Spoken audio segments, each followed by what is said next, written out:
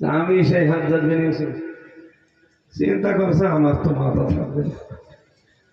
ডাক দিয়ে বলছে, বাদশাহ নামদার আপনি আমারে চেনেন? বলছে, না তো। বলছে, আমি এই গ্রামের ওই লোক যার মাসে 2 দিন মাথা খারাপ হয়, আজকে তার পয়লা দিন। তুই পাগল, পাগল হইলে ওই দিন বেশি গিয়েছে, তাছাড়া বাঁচার কথা ছিল। এই কথা বোঝে? আমরাও এই 15.5 বছরে পাগল বইলে বেশি আছে, তাছাড়া বাঁচার কথা ছিল।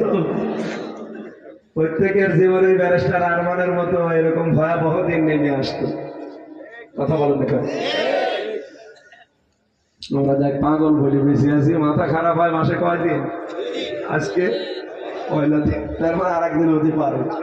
আর একবার যদি মাথা খারাপ হয় না, এদেশে কিন্তু আবার আগস্টের 5 তারিখ চলে আসবে।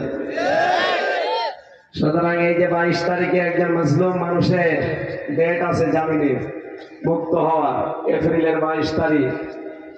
বাংলাদেশ জামাত ইসলামীর কেন্দ্রীয় সহকারী সেক্রেটারি জেনারেল জনাব এটিএম আজহারুল ইসলাম একজন মুসলিম নিরপরাধ মানুষ। আমরা চাই এই 22 তারিখে বাঙালিকে যেন আর কোনো হাইকোর্ট দেখানো না হয়।